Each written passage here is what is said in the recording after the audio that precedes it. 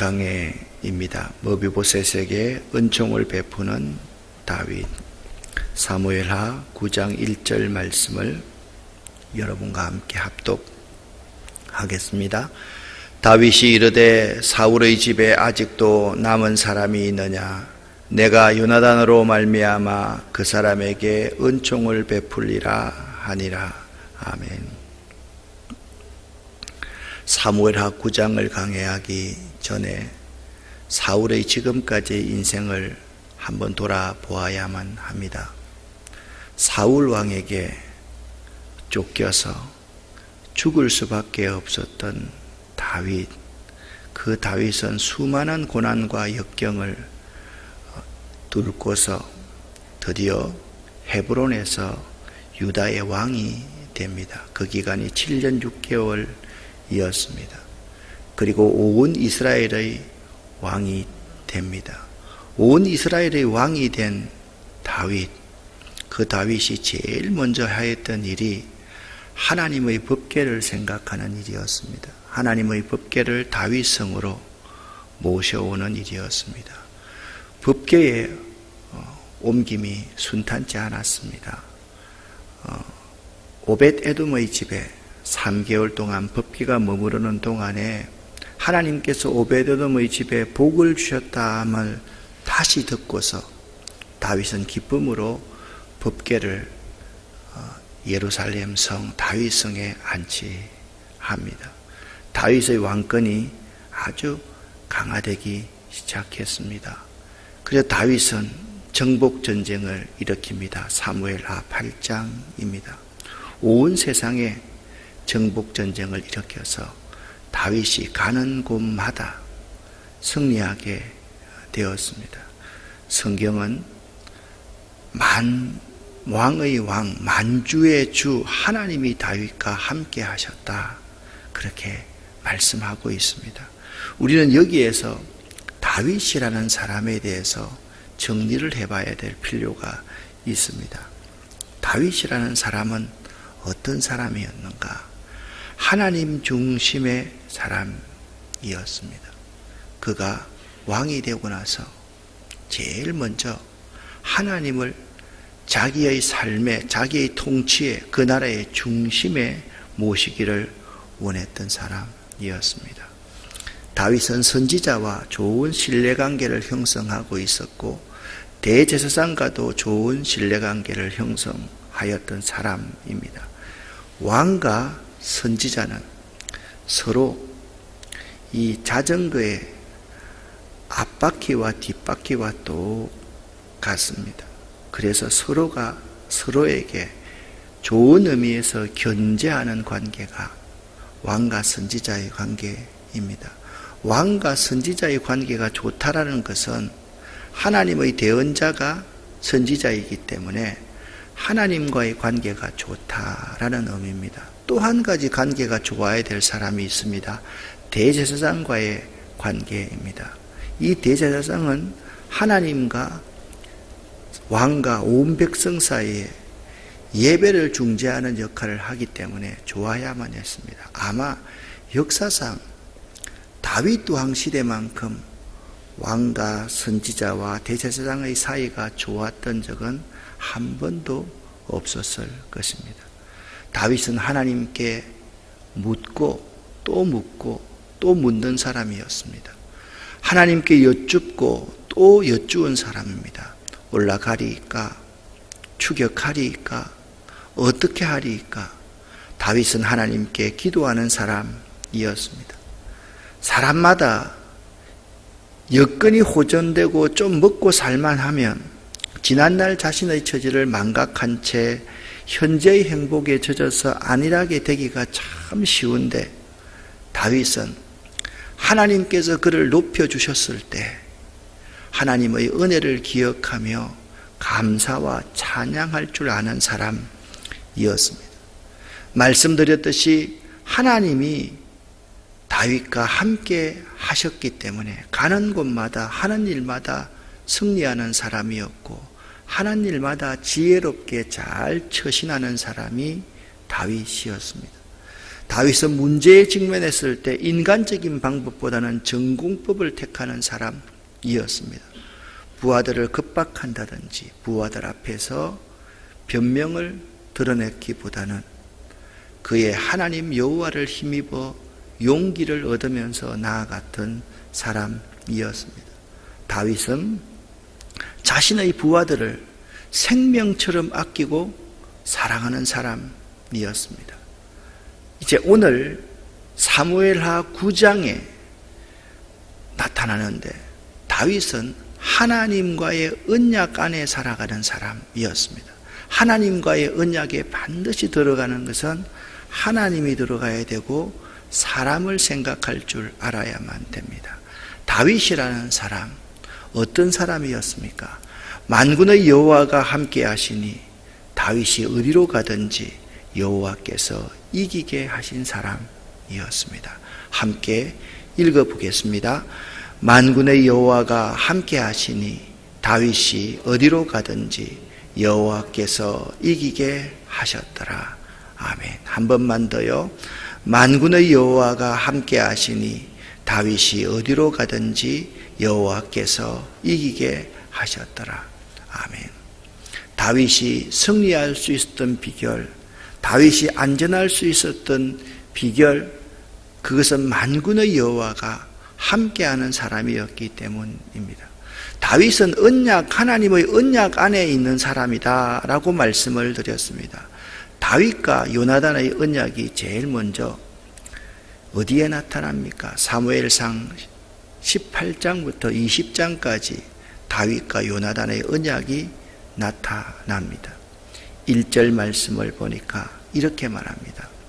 요나단의 마음이 다윗의 마음과 하나가 되어 요나단이 다윗 사랑하기를 자기 생명같이 사랑했다라고 말씀합니다. 18장 3절 말씀에 보니까 이렇게 말씀하고 있습니다. 함께 3절을 읽습니다. 요나단은 다윗을 자기 생명같이 사랑하여 더불어 언약을 맺었으며. 아멘. 언약은요, 상대를 자기 생명처럼 사랑하는 것이 언약 안에 들어가는 사람입니다. 그런데 언약 안에 들어가면 몇 가지 특징이 있습니다. 4절 말씀 보니까 이렇게 말씀합니다. 자기가 입었던 겉옷을 벗어서 다윗에게 주었다. 겉옷은 자기 신분과 지위를 상징합니다. 자기의 전부를 의미합니다. 요나단이 다윗과 언약을 맺었기 때문에 자기의 지위를 다윗에게 넘긴다는 거예요. 자기 전부를 다윗에게 줄 수 있다라는 의미입니다. 두 번째, 자기의 군복과 칼과 활도 그리하였다. 그렇게 말씀하고 있습니다. 자기의 힘의 상징, 자기의 모든 힘을 다 다윗에게 위임해 주었다. 그때부터 다윗의 적은 자기의 적이 되고 자기의 적은 다윗의 적이 되는 것이 언약입니다.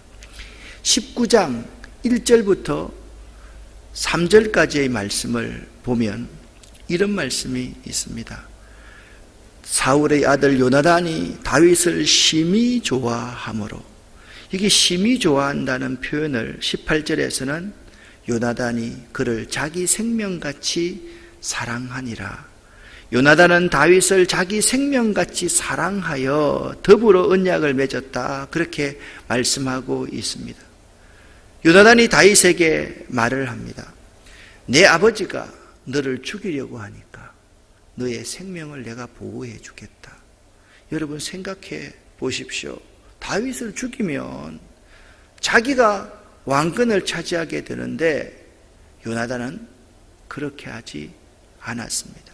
자기의 겉옷을 벗어주고 자기의 무기와 자기의 허리띠를 다윗에게 주고 자기 아버지에게서 다윗의 생명을 구원해 줍니다.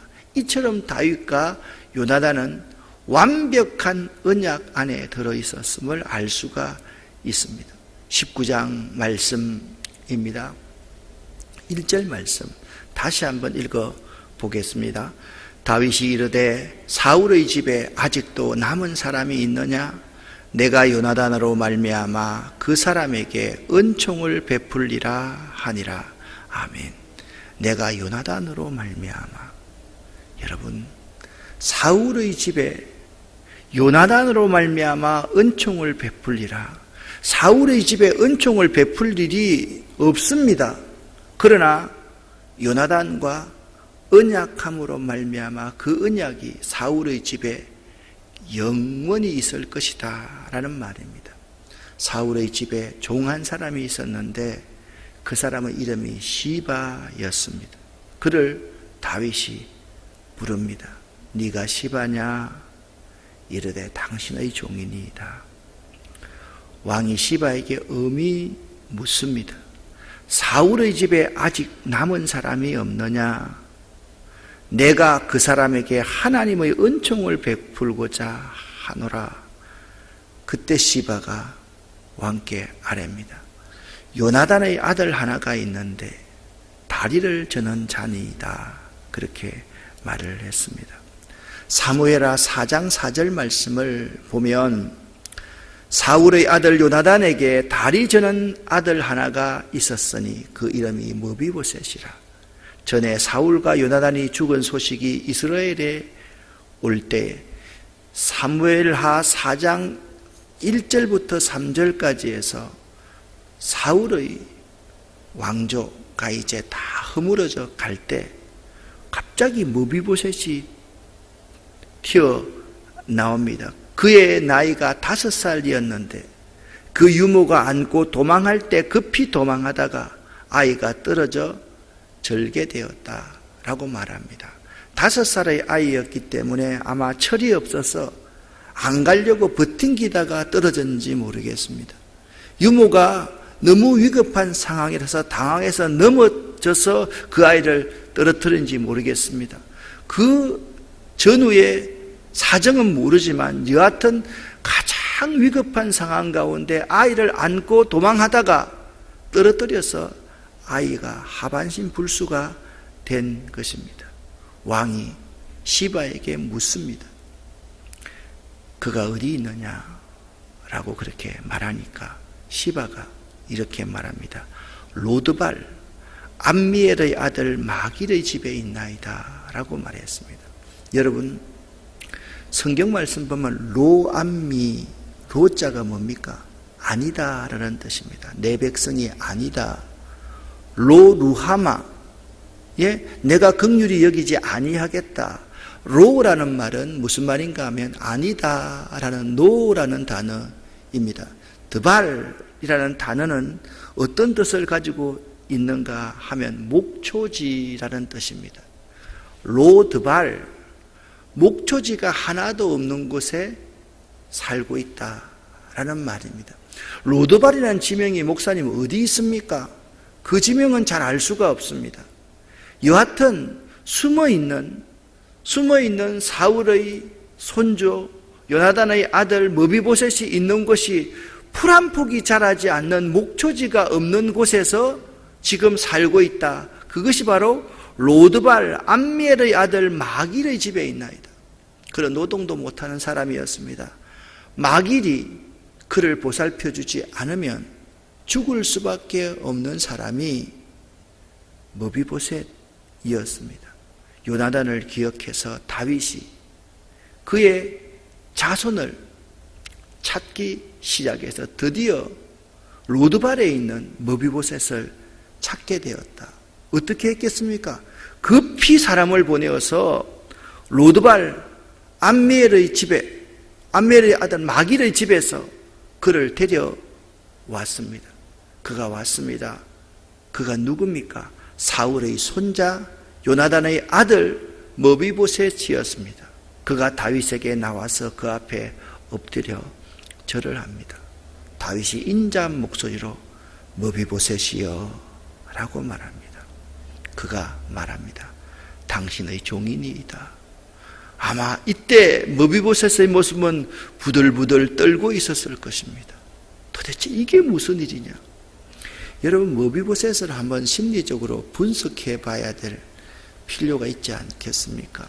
므비보셋은 왕자로 있다가 어린 나이에 장애인이 되었습니다. 얼마나 마음속에 많은 상처를 가지고 있었겠습니까? 풀 한 폭이 자라지 않는 그곳에서 그가 연명하고 있는 것, 그 자체가 살아있는 목숨이 아니라 죽어있는 목숨이었을 것입니다. 아마도 추정을 해볼 때 알코올 중독 정도는 되지 않았을까? 잠을 못 이루는 사람이지 않았을까? 얼마나 많은 상처를 가지고 있는 사람이었을까? 라는 상상을 그냥 한번 해봅니다. 그 앞에서 부들부들 떨고 있는 머비보셋에게 7절에 이렇게 말합니다. 무서워하지 말아라. 이 말은 무슨 말씀입니까? 지금 두려워서 그 앞에서 머비보셋이 떨고 있었다는 말입니다. 오늘 내가 꼼짝없이 죽었구나. 다윗이 말합니다. 내가 반드시 네 아버지 요나단으로 말미암아 내게 은총을 베풀리라. 여러분 여기서 한번 생각해 보십시오. 머비보셋이 다윗 앞에 올 자격이 있는 사람입니까? 없는 사람입니까? 없는 사람입니다. 머비보셋은 죽어야 마땅한 사람입니다. 죽지 못해서 살아있는 사람이 머비보셋이었습니다. 그런데 다윗이 이렇게 말합니다. 네 할아버지 사울의 밭을 다 내게 도로 주겠고 또 너는 항상 내 상에서 떡을 먹을지니라 그렇게 말을 합니다. 자, 로드발에 있던 사람이 왕의 식탁으로 초대되고 있는 엄청난 사건이 지금 벌어지고 있는 것입니다. 머비보셋이 두려워 떨고 있다가 절을 합니다. 이 종이 무엇이기에 왕께서 죽은 개 같은 나를 돌아보시나이까? 여러분, 이게 개라는 것은 들개를 의미합니다. 들개가 죽었습니다. 가치가 있습니까? 사람들이 먹을 수 있는 겁니까?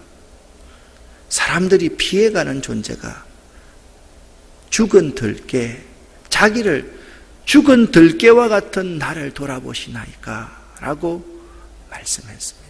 여러분, 머비보셋을 한번 생각해 보십시오. 머비보셋은 죽을 수밖에 없는 사람이었습니다. 로드발, 목초지 하나 없는 풀 한 폭이 자라지 않는 그곳에 살고 있는 사람이 머비보셋이었습니다. 사울왕의 손주였습니다. 7족을 멸해야 하는 그 족속의 사람입니다.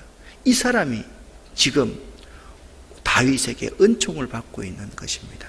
무엇 때문에 은총을 받고 있습니까? 그의 아버지 요나단의 언약으로 말미암아 은총을 받고 있다라는 것입니다.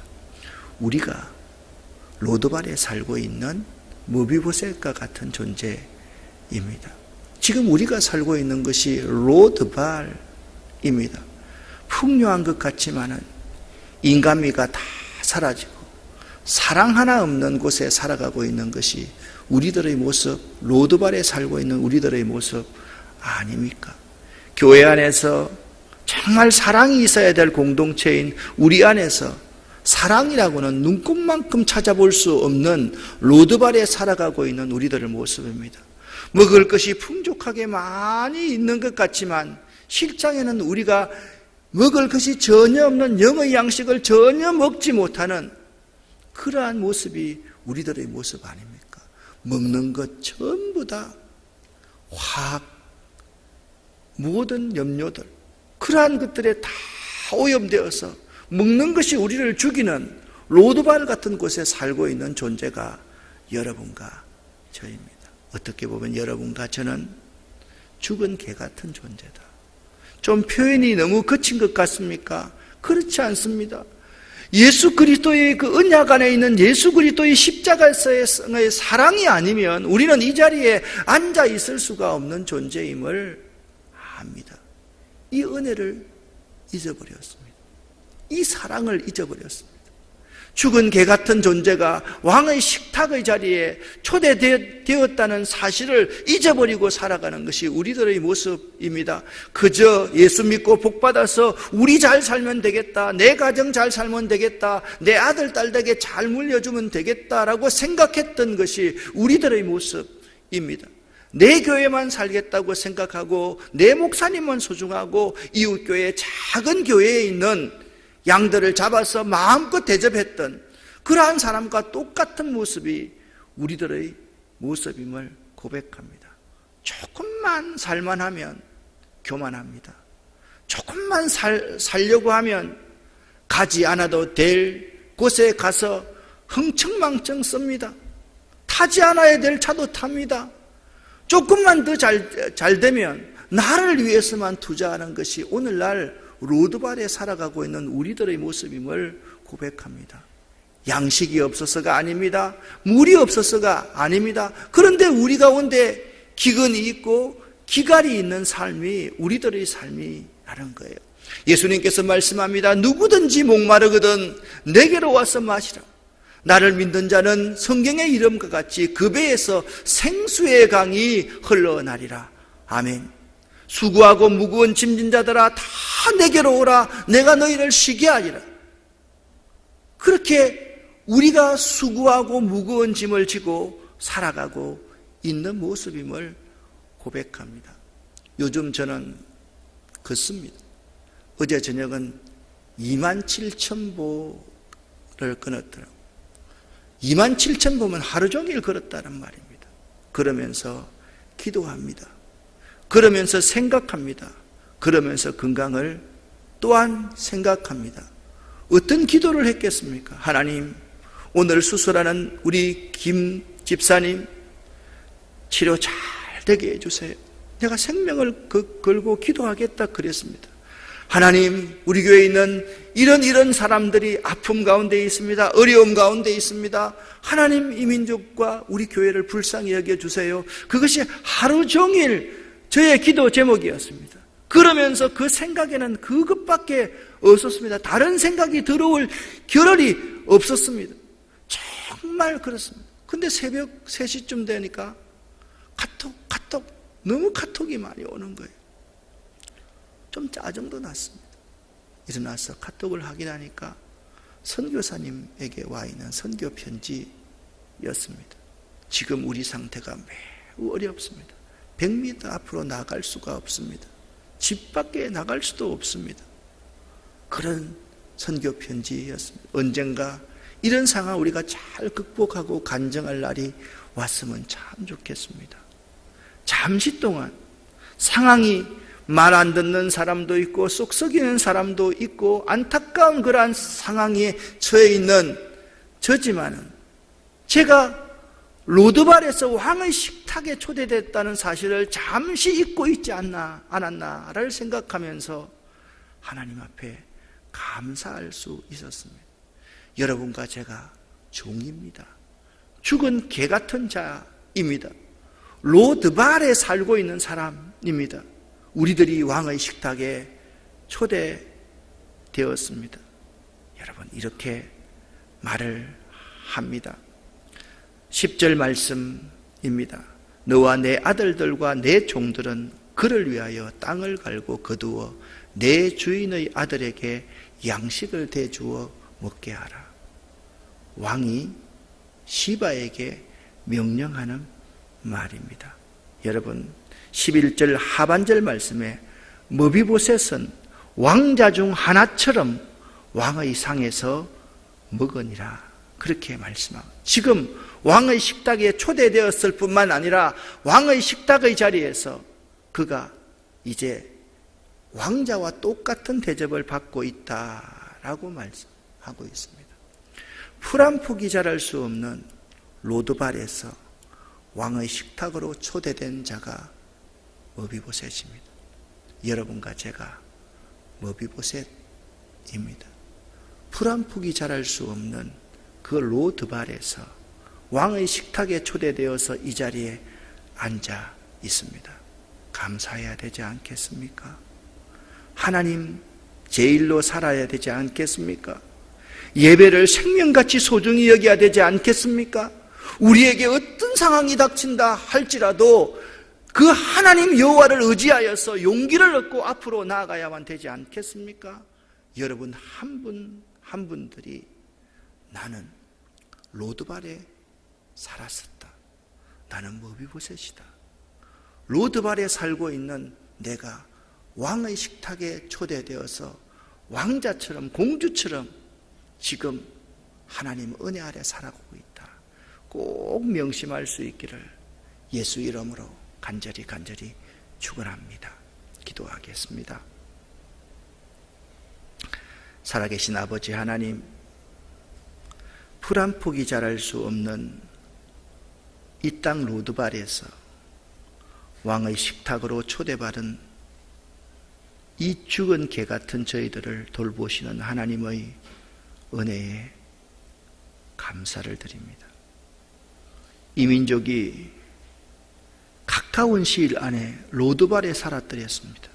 잘 살아보세, 잘 살아보세, 우리도 한번 잘 살아보세 하면서 정말 힘든 세월을 이겨나왔는데 왕의 식탁에 앉아있는 저희들이 그 하나님의 은혜를 다 저버리고 지금 이 자리를 로드바드로 만들어가고 있는 우리의 모습임을 고백합니다. 이 민족을 용서하시고 이 민족 교회 지도자들을 용서하시고 이 민족 교회를 불쌍히 여겨 주시옵소서. 하나님, 한 번만 더 은혜를 베풀어 주셔서 이 민족 교회가 주저앉지 않도록 하나님 도와 주시옵소서. 하나님, 교회들이 문을 닫지 않도록 우리 목회자들과 우리 성도들의 마음을 합칠 수 있도록 도와 주시옵소서. 이 민족의 예수 그리스도의 십자가의 그 사랑의 은혜가 도도히 흐를 수 있도록 다시 한번 기회를 허락하여 주시옵소서. 예수 그리스도의 이름으로 축복하옵고 간절히 기도 올립니다. 아멘.